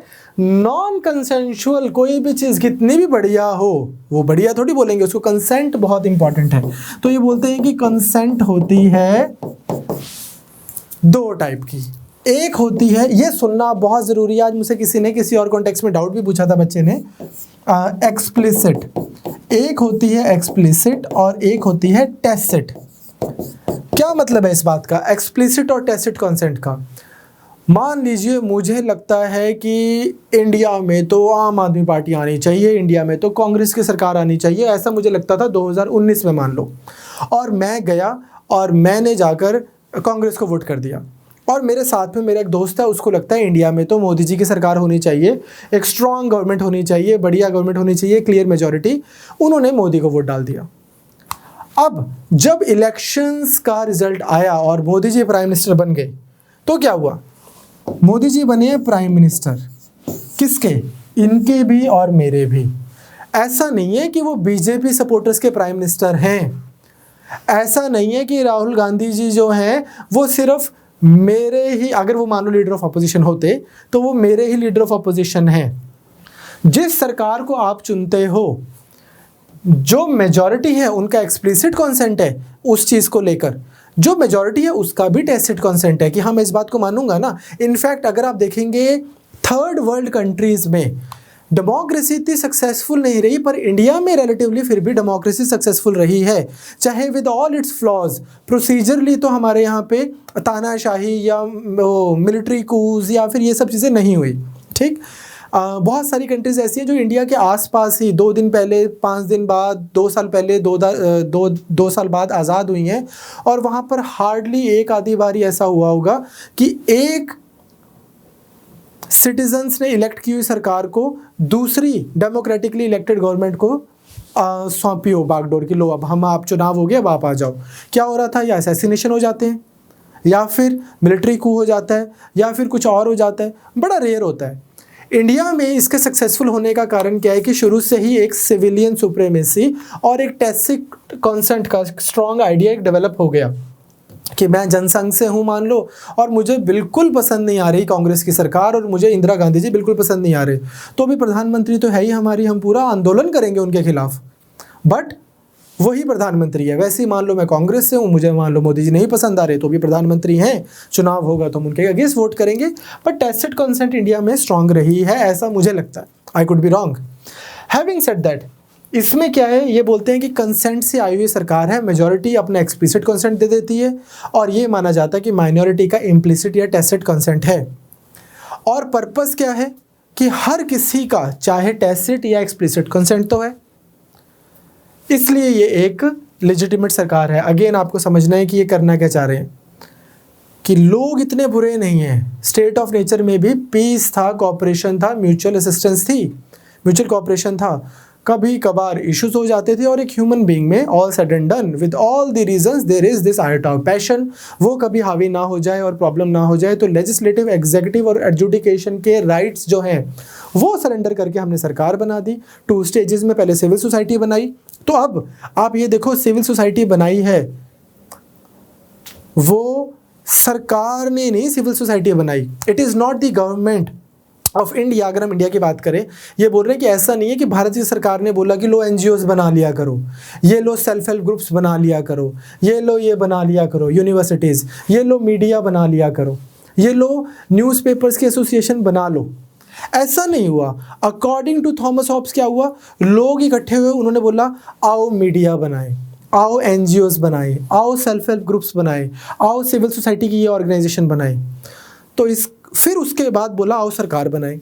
इसका मतलब सरकार अगर कल को NGO, self help groups, media, इन सबको गैग करती है, इन सबको कटेल करती है इनके डोमेन को, तो अकॉर्डिंग टू जॉन लॉक क्या हो रहा है, गलत सरकार है। एक सोसाइटी में सिविल सोसाइटी तो मस्ट है। हैंस यू अंडरस्टैंड हम क्यों बोलते हैं कि father of liberalism, one of the reasons. Civil society को बहुत प्रोमिनेंस दे रहे हैं ये, क्लियर, स्टेट की जगह सोसाइटी को।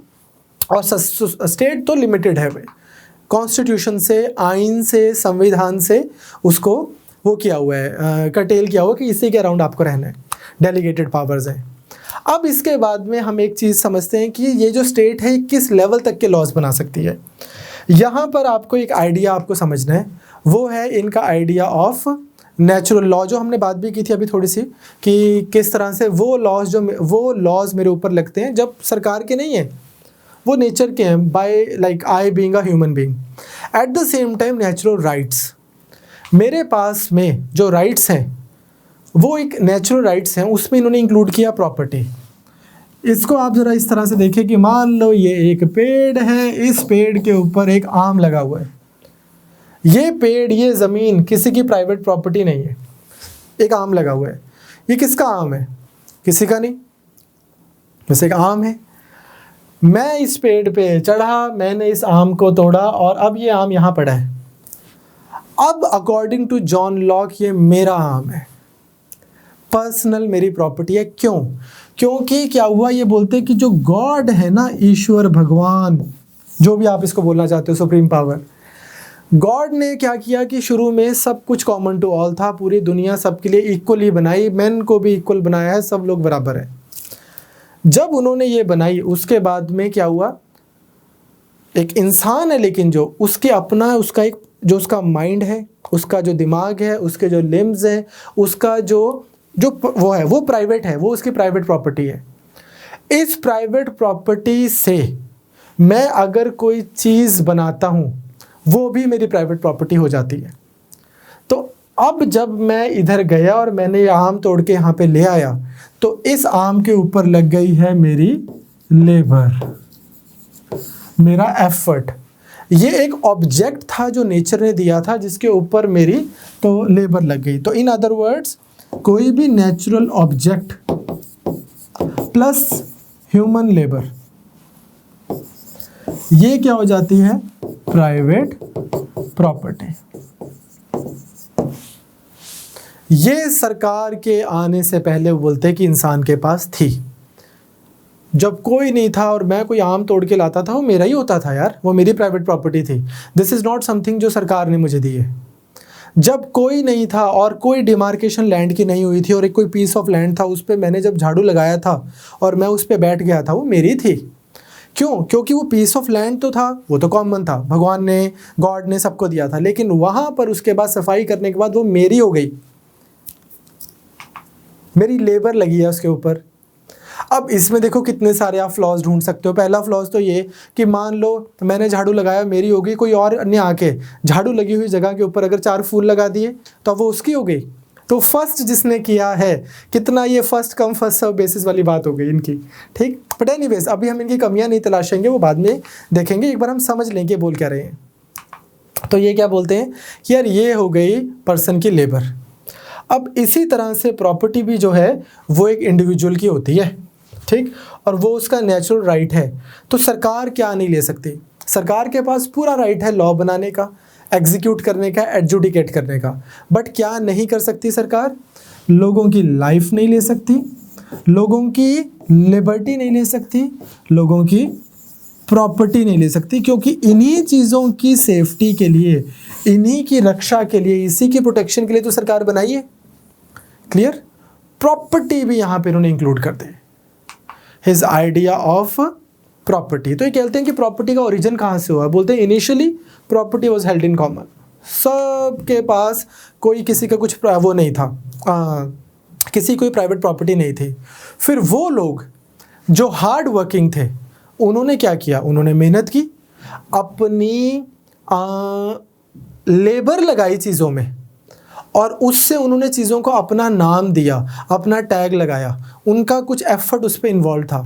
और जो लोग थे जो फैंसीफुल थे, लेजी थे, क्वारलसम थे, लड़ाके थे, या कुछ अच्छा काम नहीं करते थे, जिनके अंदर वो ज़ील ही नहीं थी, ड्राइव ही नहीं थी, वो पुअर रह गए। अब अगर आप देखो तो मतलब अगेन इसमें भी मतलब कुछ सच्चाई है, कुछ सच्चाई नहीं भी है। कई बार ऐसा होता है कि कुछ लोग होते हैं सारी ज़िंदगी मेहनत करते रहते हैं लेकिन फिर भी उनको सिस्टम से कुछ नहीं मिलता। कुछ लोग ऐसे होते हैं जो पैदा ही IPL टीम लेके होते हैं, तो इसलिए पर्सन टू पर्सन भी मैटर करता है। हैविंग सेड दैट, इनका बोलना है कि यार ये होता है कि मैन जो है उसने अपनी लेबर लगाई और उसको प्रॉपर्टी राइट था, और ये प्रॉपर्टी उसकी है, ये उसकी पर्सनल है, और ये उसके ऊपर उसका एब्सोल्यूट राइट है। ये कोई नेगोशिएबल सा राइट नहीं है उसका, उसकी प्रॉपर्टी है। ठीक, क्लियर? तो इस तरह से अपनी प्रॉपर्टी की आइडिया देते हैं ये। अब बहुत सारे हम जब अब 2-3 क्लासेस में कार्ल मार्क्स जब करेंगे, बहुत सारे मार्क्सिस्ट थिंकर वो इनको बहुत क्रिटिसाइज़ करते हैं कि ये बोलते हैं कि यार ये किस चीज़ के लिए तैयारी कर रहे हैं। बेसिकली वो टाइम आ गया, देखो 5th सेंचुरी से और 16th सेंचुरी तक ना यूरोप में फ्यूडलिज्म बहुत स्ट्रॉन्ग था, हमारे स्कोप के बियॉन्ड था, इसलिए मैंने आपको करवाया नहीं कि rise of feudalism in Europe और क्यों हुआ, कैसे हुआ, क्रिश्चियनिटी कैसे इवॉल्व हुई, बिशप्स बने, बिशप्स के बाद में कैसे पोप बन गए, और उसके बाद में कैसे प्रॉपर एक्सपेंशन हुई, वो सब मैंने करवाया नहीं। बट आप ये समझो कि 5th सेंचुरी से 16th सेंचुरी तक यूरोप में फ्यूडलिज्म बहुत स्ट्रॉन्ग हुआ। फ्यूडलिज्म का मतलब क्या है कि बहुत बड़ी बड़ी रियासतें जिसके ऊपर कौन लोग बैठे हैं, वो लोग बैठे हैं जो फ्यूडल लॉर्ड्स हैं, एक बहुत बड़े फ्यूडल लॉर्ड। और वो वहाँ पे क्यों बैठे हैं, क्योंकि एक राजा है जिससे उनकी सेटिंग है, उससे उनकी सीधा जान पहचान है, यार अपना बंदा है राजा, कोई प्रॉब्लम नहीं है। वो उसको कुछ देते हैं, वो उनको आगे से ये राइट दे देता है कि हाँ तुम इस एरिया पे तुम राज करो। और ये राजा कहाँ से क्यों राजा है, बिकॉज अभी तो बताया है कि ये डिवाइन है, ये तो भगवान ने ऊपर कायनात ने बताया कि ये तो मेरा ही बेटा है। तो देखो पूरा एक सिस्टम 1000 साल से काम कर रहा है। गॉड का बेटा राजा की अप्रूवल से फ्यूडल लॉर्ड, और इनके पास है इतनी इतनी ज़मीन है। ये सिस्टम है, और इस पूरे सिस्टम को आज हमने चेंज कर देना है। क्या बोलना है? पहली चीज़, गॉड भाई घर पे, ये राजा क्यों है, लोगों ने चुन के बनाया है एक सिस्टम ताकि सिस्टम सही से चले। और लोगों की है प्राइवेट प्रॉपर्टी। बड़े सारे मुझ जैसे लड़के इस समय ऐसा बोलते हैं कि जिस समय ये जॉन लॉक है, उस समय एक नई ब्रीड तैयार हो रही थी लोगों की, जो कौन थे? एंटरप्रेन्योर्स, बिजनेस वाले लोग, बुर्जुआ क्लास, नई मिडिल क्लास जो खड़ी हो रही है, जो प्राइवेट प्रॉपर्टी लेकर कुछ अपना दिमाग लगाकर, कुछ यहाँ वहाँ के लोग इकट्ठे कर लेबर की तरह उनको यूज़ करके बिजनेस करना चाहते हैं, प्राइवेटाइजेशन लेके आना चाहते हैं। ये जो बड़े बड़े फ्यूडलिज्म है, बड़ा जो सरकारी कंट्रोल है, इसको कम करना चाहते हैं। वो चाहते हैं कि लोग अपना दिमाग लगाएं और बोलें कि यार ये मेरा प्रोडक्ट है और ये लो मैं इसको बेचना चाहता हूँ, ये मेरा लैंड है, ये मैंने कमा के बनाया है। तो बहुत सारे क्या ऑलमोस्ट जो प्राइवेटाइजेशन में मानते हैं वो इनको अपना फादर मानते हैं, जॉन लॉक को। जो नहीं मानते वो इनको इसी चीज़ के लिए क्रिटिसाइज़ करते हैं कि यार ये तो बुर्जुआ थिंकर है, ये तो कैपिटलिस्ट क्लास के थिंकर है, ये तो डिफेंड कर रहे हैं प्राइवेट प्रॉपर्टी को इस तरह से ताकि कैपिटलिस्ट क्लास इमर्ज करे, कैपिटलिस्ट क्लास ग्रो करे। तो दोनों टाइप के इनके हर एक पर्सन के लिए ट्रू है। मैं आपको लेक्चर दे रहा हूँ, 4 लोग बोलेंगे अच्छा पढ़ा रहा है, 4 लोग बोलेंगे खराब पढ़ा रहा है, तो उसी तरह से सबके लिए ट्रू होता है। तो वैसा ही इधर भी है। बट आई होप आप समझ पा रहे हो कि ये प्राइवेट प्रॉपर्टी को डिफेंड कर रहे हैं। प्राइवेट प्रॉपर्टी को डिफेंड करने का मतलब होता है प्राइवेटाइजेशन डिफेंड होगी। प्राइवेटाइजेशन डिफेंड होगी तो ऑब्वियसली अगर आप सोशलिस्ट हैं या मार्क्सिस्ट हैं तो आपको इनके अंदर इनके आइडियाज़ में प्रॉब्लम दिखेगी। अभी हम देखेंगे भी शुरू में कि क्या इनके आइडियाज़ हैं, पर आई होप आप समझ पा रहे हैं थोड़ा सा आइडिया कि ये क्या बोल रहे हैं कि यार प्राइवेट प्रॉपर्टी उतनी ही नेचुरल है एक पर्सन की जितना नेचुरल उसकी लाइफ है, जितना नेचुरल राइट उसका राइट टू लिबर्टी है, बहुत हाई लेवल पे रखते हैं। लेकिन ये बोलते हैं कि यार देखो, तो इसका मतलब पर्सन के पास में राइट है कि अगर ये पूरी अर्थ है तो पर्सन के पास राइट है कि बोले कि यार ये land of peace of land, यहाँ पे कोई नहीं था, मैंने इस प्रॉपर्टी को संवारा है, मैंने इसको ठीक किया है, मैंने इस पे अपनी लेबर लगाई है, so this land plus my labour, so this becomes my private property. तो ये तो बोल रहे हैं कि हाँ ऐसा ही है, तो ये मेरी प्राइवेट प्रॉपर्टी हो गई। लेकिन ये उसके ऊपर 3 लिमिटेशन लगा देते हैं। 3 लिमिटेशंस लगाते हैं कि ऐसे तो मैं कितने भी लैंड को बोलता रहूँगा, ये भी मैंने मार्क कर दिया, ये भी कर दिया, ये भी कर दिया, ये भी कर दिया, ठीक। तो इस तरह से कोई सिस्टम है क्या? तो ये खुद ही 3 लिमिटेशन लगाते हैं। पहले लिमिटेशन को हम बोलते हैं लेबर लिमिटेशन। लेबर लिमिटेशन का मतलब क्या है? वो प्रॉपर्टी जो मैंने अर्न की है अपनी लेबर से, मैं सिर्फ उसी प्रॉपर्टी को क्लेम कर सकता हूं कि ये मेरी प्रॉपर्टी है। मैंने फोर्स से प्रॉपर्टी कर ली, फ्रॉड से कर ली, किसी को बोला कि यार उधर देखियो और मैंने एकदम से बोल दिया तो मैंने साफ की थी, आई वाज जस्ट किडिंग।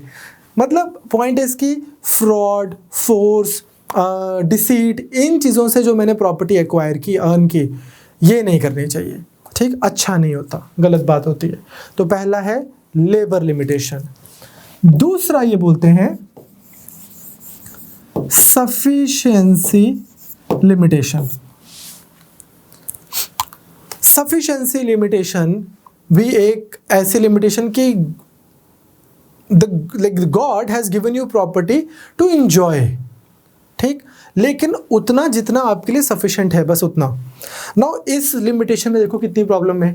एक ह्यूमन बीइंग से अगर आप पूछो कि यार how much is sufficient, there is no and.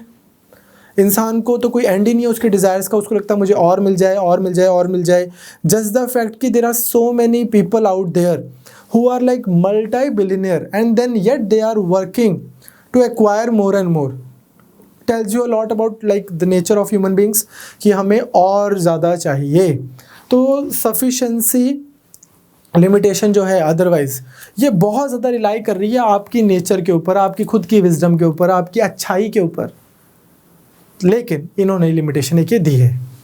तीसरी जो ये लिमिटेशन देते हैं, ये देते हैं स्पॉइलेज लिमिटेशन।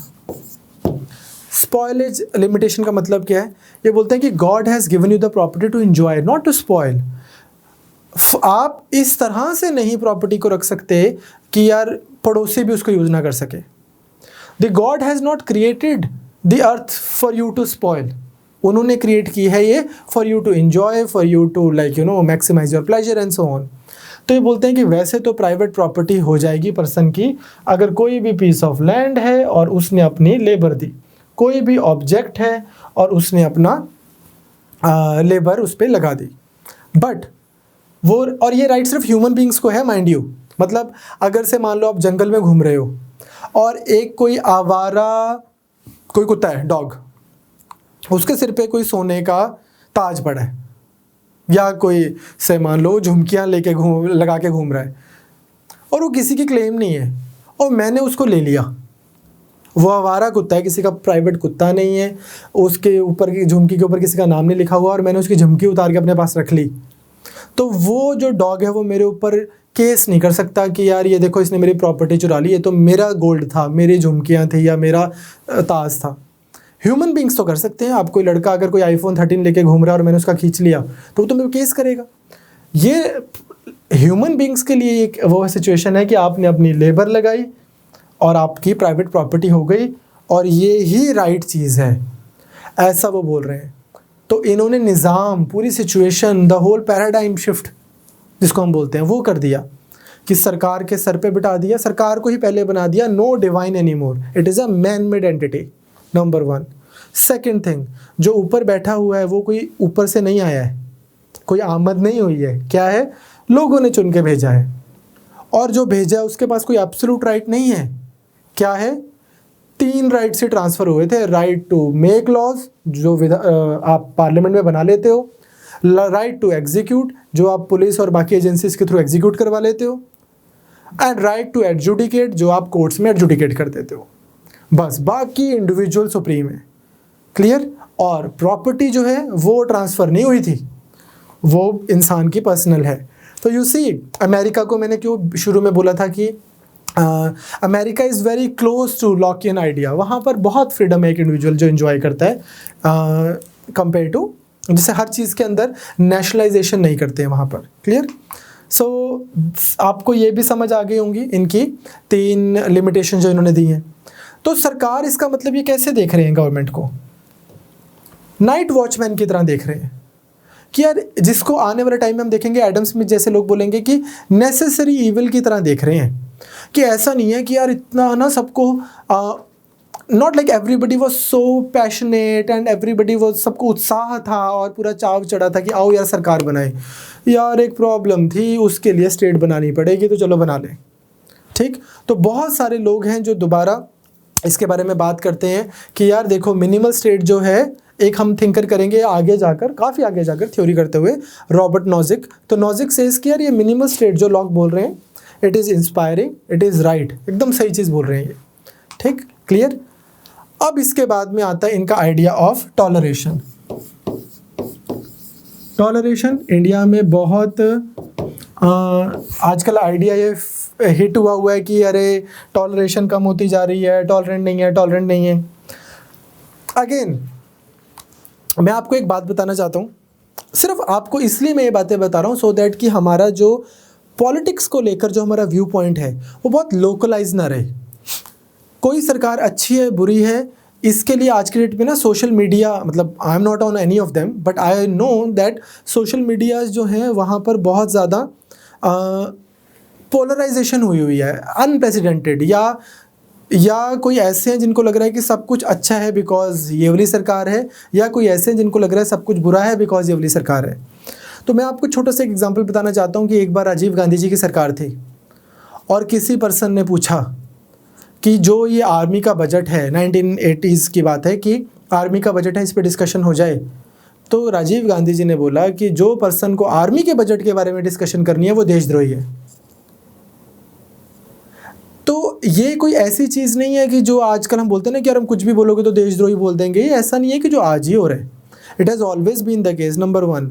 सिमिलरली और ये हर चीज़ में ट्रू है। जैसे अभी रिसेंटली एक जैसे पॉलिटिकल हमारी कंट्री में स्पीचेस दी जाती हैं कि हमारी कंट्री में इतने लोग हैं, इतने लोगों में से इतने सारे यूथ है, तो डेमोग्राफिक डिविडेंड देखो कितना ज़्यादा है इंडिया का पॉसिबली। एक देवानंद की मूवी है आज से 50 साल पुरानी, 60 साल पुरानी। वो मूवी शुरू होती है तो जो एक्ट्रेस होती है उसको बहुत वोक दिखाना होता है, तो उसकी स्पीच से वो शुरू होती है कि एक्ट्रेस बोल रही होती है कि देखो इंडिया में 60 करोड़ लोग हैं और 60 करोड़ लोगों का मतलब होता है 120 करोड़ बाजू हैं, हाथ, तो इतना डेमोग्राफिक डिविडेंड है। तो वो भी तब से चला रहा है। ठीक, सिमिलरली जैसे बहुत सारे आज की डेट में रिपोर्टर्स हैं जिनको हम सोचते हैं कि यार ये तो ना बस एंटी बीजेपी हैं। अब हुआ क्या है कि 2014 के बाद में आप लोगों ने मान लो बहुत ज़्यादा उन लोग, कुछ मेरी मान लो 2014 के बाद में मोदी के आने के बाद मेरे को बहुत पॉलिटिकल इंटरेस्ट जाग गया। And then I look at a particular से रिपोर्टर और मुझे लगता है कि यार ये तो हमेशा बीजेपी के अगेंस्ट बोलता है। लेकिन अगर मैं बाई चांस 2009 से फॉलो कर रहा हूँ तो मुझे पता लगेगा कि पहले ये कांग्रेस के अगेंस्ट भी ऐसे बोलता था। रिपोर्टर का काम ही ये है कि स्टेट को लेके थोड़ा, अगर वो इस टाइप के रिपोर्टर है, इस टाइप का जर्नलिज्म कर रहे हैं पॉलिटिकल, तो स्टेट को लेके थोड़ा उनको क्वेश्चन करना है। तो ऐसा नहीं है कि उसको इस पर्सन इन चार्ज से प्रॉब्लम है, वो तो स्टेट को क्वेश्चन करेगा ना, आपने ये क्यों नहीं किया, ये क्यों नहीं किया, ऐसा क्यों नहीं किया, वैसा क्यों नहीं किया, and so on and so on and so on. तो मुझे ऐसा लगता है कि इंडिया में मतलब बहुत ज़्यादा टॉलरेशन हमें होनी चाहिए, बहुत ज़्यादा टॉलरेशन होनी चाहिए, इतनी कि मैक्सिमम लोग जो लिखना चाहते हैं वो लिख सकें और जिसको नहीं पसंद वो ना पढ़े, इतनी कि मैक्सिमम लोग जो कहना चाहते हैं वो कहें और जिसको नहीं पसंद वो ना सुने, इतनी कि मैक्सिमम लोग जो मूवीज़ बनाना चाहते हैं वो बना सकें लेकिन जिसको नहीं पसंद आ रही वो ना बनाएं। हैविंग सेड दैट मुझे लगता है कि as human beings, as individuals, हमारे ऊपर एक रिस्पॉन्सिबिलिटी है।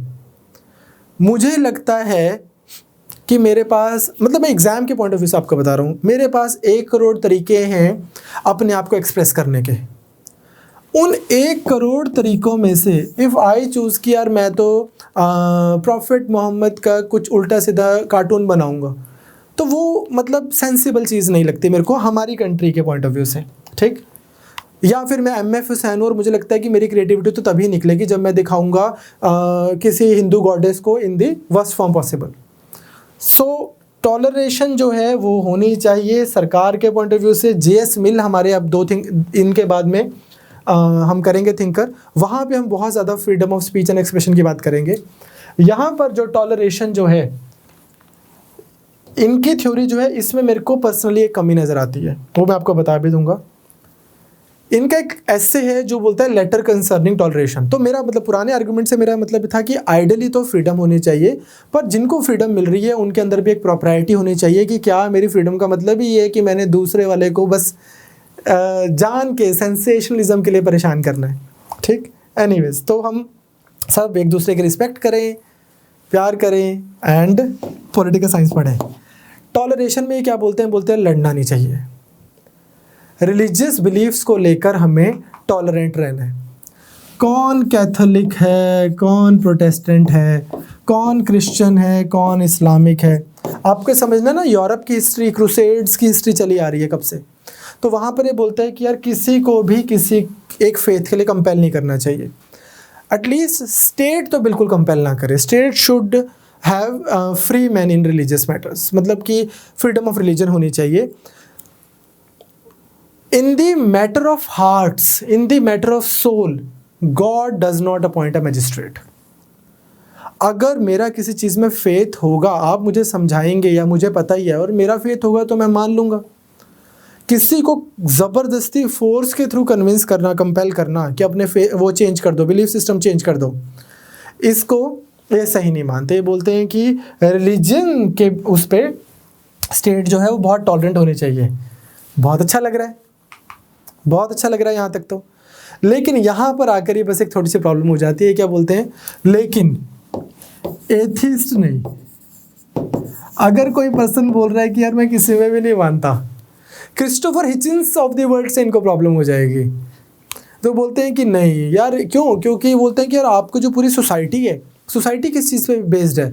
आप आप कोर्ट में जाते हो, आप किसी चीज़ के ऊपर कसम खा रहे हो, आपने कुछ आर्मी ज्वाइन की है तो भी आप किसी चीज़ के ऊपर कसम खा रहे हो, आप बाइबल में मान रहे हो, आप कुरान में मान रहे हो। अगर मैं उधर की बात करूँ, मिडल ईस्ट की या फिर यूरोप की, इधर की भी बात करें हम तो बोलते हैं कि ये जो रिलीजियस प्रॉमिसेस हैं, रिलीजियस जो ये कॉवेनेंट्स हैं, ये क्या करते हैं, ये ना एक सोसाइटी के एक बॉन्ड के लिए, ह्यूमन सोसाइटी की एक बॉन्डिंग के लिए एक बेस क्रिएट करते हैं। और एथिस्ट तो उससे आइडेंटिफाई नहीं कर रहा। तो ये बोलते हैं कि एथिस्ट को लेके आपको तो टॉलरेंट होने की ज़रूरत नहीं है। अगेन एक आपको यहाँ पे इनकन्सिस्टेंसी दिखेगी। उसका रीज़न क्या है, कोई एक ऐसा अच्छा काम जो रिलीजन में मानने वाला पर्सन तो कर सकता है पर एथिस्ट नहीं कर सकता। कोई भी नहीं, कोई भी नहीं है। मेरे को अगर भूखे को खाना खिलाना है, मैं बिना किसी भगवान का नाम लिए भी खिला सकता हूँ। मुझे अगर किसी नीडी को हेल्प करना है, मैं बिना एनी डिवाइन इंटरवेंशन खुद भी कर सकता हूँ। मुझे मेडिटेशन करना है खुद के लिए, वो भी मैं बिना भगवान में यकीन किए कर सकता हूँ। मुझे कुछ भी अच्छा करना है तो मैं कर सकता हूँ। I do not necessarily need a divine intervention और like a faith in some sort of divinity in order to do something nice for the society or to be a nice citizen. In fact, coincidentally हमने ये देखा हुआ है कि चलो छोड़ो, I don't want to get into that any further, ठीक। इससे पहले कि मतलब या तो पूरा समय होना चाहिए ना, JS मिल में करेंगे डिटेल में, ठीक। तो आई होप आपको इनके टॉलरेशन का आइडिया भी समझ आया। अब सरकार भी बना दी, सरकार को टॉलरेंट भी बना दिया। प्रोटेस्टेंट हो, कैथोलिक हो, जिसमें मानते हो जिसमें नहीं मानते, अपनी मौज करो, ये भी समझ आ गया। प्राइवेट प्रॉपर्टी के लिए बनाई, ये भी समझ में आ गया। हॉब्स से कैसे डिफरेंट है, because Hobbes although also started as an individualist, but उन्होंने बनाई थी एब्सोल्यूट सरकार। He started as an individualist और बनाई बहुत लिबरल, लिमिटेड, कॉन्स्टिट्यूशन से बाउंड एक गवर्नमेंट। हॉब्स ने उसके बाद में एक कमी छोड़ दी थी कि यार अब ये जो कॉन्ट्रैक्ट हुआ है, एक जो बहुत बड़ा डिफरेंस है, कॉन्ट्रैक्ट हुआ है ये परमानेंट है, परमानेंट है। लेकिन यहाँ पर लॉक ने तो स्कोप ऑफ रेवोल्यूशन भी छोड़ा है। ये बोलते हैं कि यार अगर जो गवर्नमेंट आपने बनाई है और वो उस तरह से नहीं चल रही जिसके लिए आपने बनाई थी। आपकी लाइफ प्रोटेक्टेड नहीं है, लिबर्टी प्रोटेक्टेड नहीं है, प्रॉपर्टी प्रोटेक्टेड नहीं है। लेजिस्लेचर ट्रस्टीज की तरह काम नहीं कर रहा, एग्जीक्यूटिव जो है लेजिस्लेचर को प्रॉपर इंप्लीमेंट नहीं कर रहे, और जुडिशरी में भी न्याय नहीं है, चेंज कर दो। तो ये उसको लेकर भी ओपन है। सो आई होप आपको थोड़ा सा समझ आया कि John Locke as a thinker क्या थे, क्या चाहते थे, क्या बोलते थे। बहुत सारे ऐसे ऐसे टॉपिक्स हैं जो आपके एग्जाम के लिए इंपॉर्टेंट है, जैसे कि इनके असेसमेंट, वेरियस थिंकर्स ने इनके बारे में क्या बोला है, वो हम जब क्वेश्चन आंसर सीरीज करेंगे, जो मैंने सोचा हम अलग से करेंगे, तो वहाँ पर आपके काम आएगी। तो I will see you in the next class with lecture on Rousseau. Rousseau as such आपके सिलेबस में नहीं है, मेरे पर्सनल फेवरेट थिंकर्स में से एक हैं, बहुत अमेजिंग है, और एक बहुत अनफॉर्चुनेटली हमारे सिलेबस में नहीं है, तो हमें उनका स्कोप थोड़ा लिमिटेड करना है। तो पेपर में सिलेबस में नहीं है, पर पेपर की अंडरस्टैंडिंग के लिए इंपॉर्टेंट है। So next lecture will cover Rousseau.